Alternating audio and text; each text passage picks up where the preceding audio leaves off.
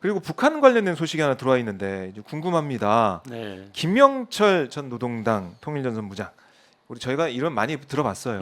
예. 네, 남북 정상회담, 뭐 북미 정상회담 이 음. 과정에서 큰 역할을 했던 인물인데 사실은 그동안 뭐 숙청됐다고 해야 되나요? 좀 네. 사라졌다가 네. 이번에 다시 노동당 정치국 후보위원과 중앙위원으로 보선이 됐다는 겁니다. 네. 주요 직위에 올라왔는데 자 우선은 김영철 전 부장 지금 다시 이제 복귀를 했다고 하는 이 김영철이 누군지부터 좀 다시 한번 설명 좀 해주세요.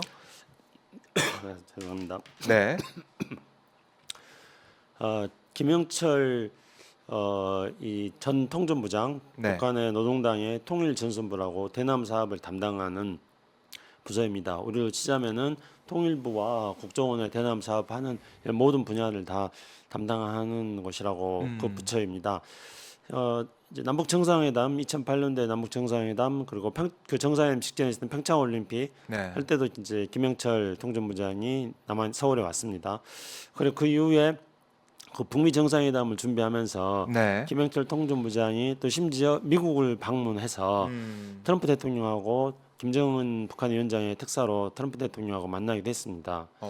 그러면 이제 통전부장이라는 게 앞에 제가 말씀드렸듯이 우리로 시키면은 통일부 남북 관계를 하는 북한의 최고 부서의 그렇죠. 책임자라고 했는데, 네. 근데 그 권한이 더 넓혀져서 이제 북미 정상회담을 하는 어떤 그 북한의 특사로 네. 워싱턴을 방문하기까지 했습니다. 어. 그렇기 때문에 김정은 위원장 시절에 북한의 외교에 있어서 그 최고의 실력자였다 이렇게 볼 수 있습니다. 네. 최고의 실력자였던 사람이었다. 네. 그런데 지금 올해 나이가 이제 77살 정도 되고요. 네. 그런데 이 김영철 북한의 통전부장이 이제 북한의 권력으로 본다면은 굉장히 고위직을 다 차지하고 있었습니다. 그러니까 통일전선 부장이라는 것도 하고 있었고, 네. 그다음에 노동당에서 또한 그 비서, 노동당 대남당당 비서도 하고 있었고, 그리고 또 뭐 정치국원도 하고 있었고, 네. 그리고 또 중앙군사위원회 위원장이 김정은인데 중앙군사위원회 부위원장도 하고 있었습니다. 그러니까 북한의 거의 김정은 다음으로 군사 외교 관련해서는 군사 외교 대남 뭐 이런 관련해서는 모든 직책을 다 가지고 있었다. 그렇네요. 예, 그러니까 우리를 본다면은 청와대 안보실장도 하고 네. 겸직하고 그리고 국정원장도 하고 그 통일부 장관도 하고 뭐 이런 것들 다 했다고 이제 볼 수 권력이 있는 집중돼 예, 있는 듯한. 그렇습니다. 그런데 하노이 정상회담이 이제 실패하고 나서 또 김영철의 위상이 다소 좀 흔들리기도 했습니다. 나이가 네. 많이 먹었고 무슨 뭐 하노이 때 이제 북한의 김정은 위원장이 하노이까지 뭐 6천 몇 킬로미터를 기차를 타고 오지 않았습니까?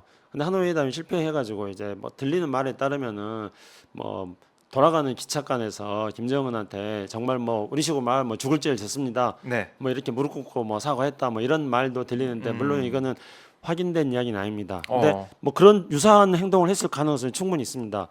그래서 이제 김영철이 그 이후로 이제 실각대응도 했다가 그러나 이제 또 다시 또 뭐 통전부장도 하고 그랬다가 한 2년쯤 전인가 통전부장에서 이제 완전히 다 물러나고 네.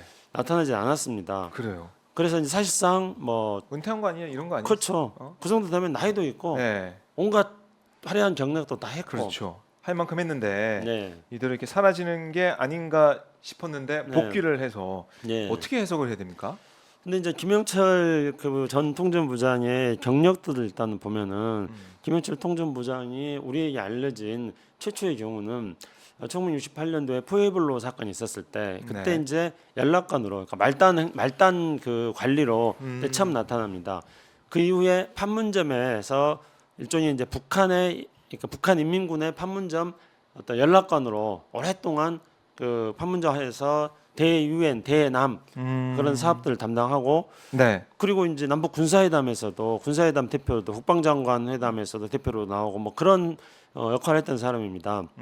그런데 이제 이 사람이 화해 무드 때 네. 또 남북 정상회담과 북미 정상회담에서 모종의 특사로서 역할을 했습니다. 그런데 기본적으로는 앞서 말씀했던 그런 배경을 놓고 볼 때 네.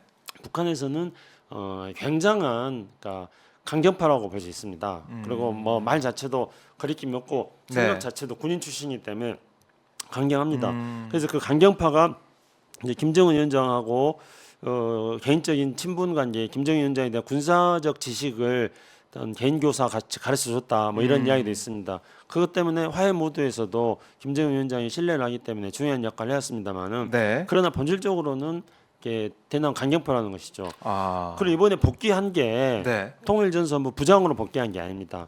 그렇죠. 노동당. 통일전선부 고문으로 복귀를 했습니다. 네. 그리고 통일전선부 부장은 앞에 제가 말씀드렸던 판문점 대표부에서 김영철이 판문점 대표부 일할 때 김영철 밑에 있었던 이선곤이라고 네. 우리 식으로 말하면 뭐 북한의 조국 평화통일위원장, 그러니까 통일부 장관도 했던 뭐 그런 사람이 이제 김영철의 바로 밑에 있는 뭐 부하나 직속 부하나 다름없는 사람입니다. 이선곤이 오른팔이나 다름없습니다.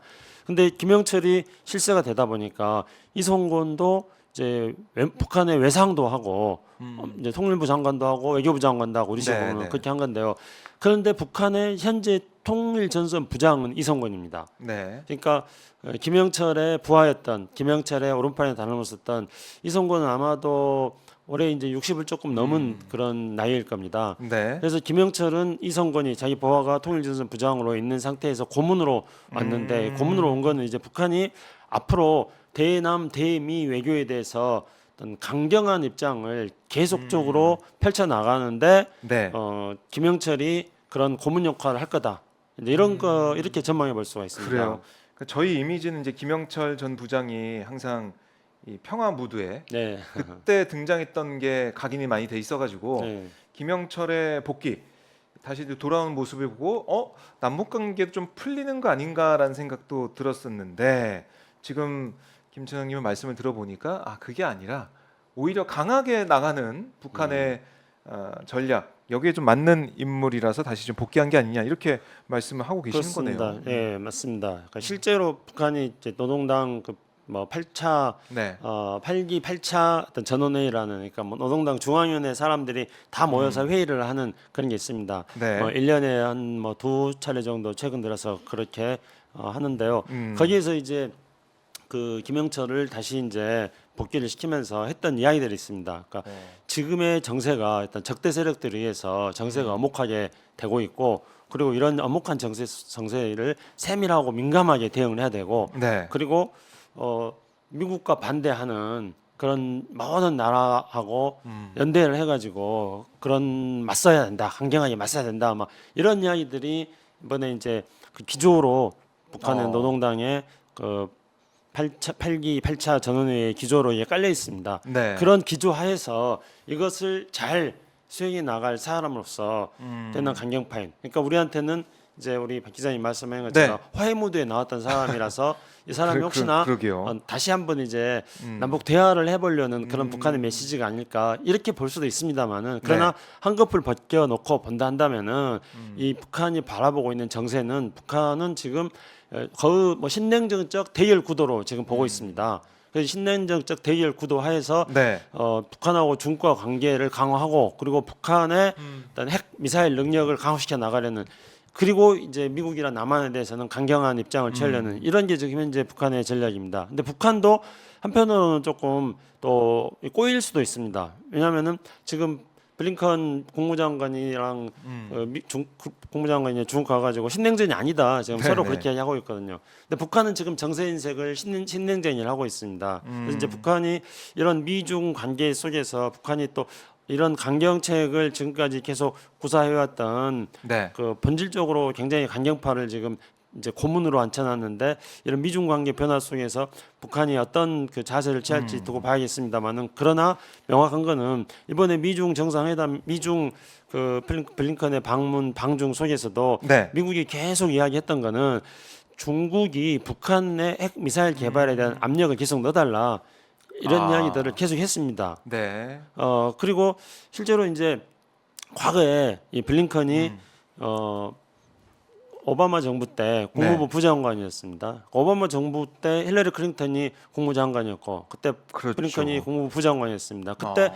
그때 이제 오바마 정부의 대중국 정책은 뭐였냐면은 북한이 사고 치는데 중국 너 왜 가만히 있느냐 이렇게 북한의 핵 미사일 치위를 대중국 압박의 카드로 썼던 그 경력을 가지고 있는 사람이 이제 블링컨입니다. 지금 현재 미국의 국무장관. 그렇기 때문에 미중 관계가 해빙 국면으로 조금씩 간다 하더라도 북한의 군사적 앞으로 계속 그 군사 능력을 강화시켜 나가는 것은 네.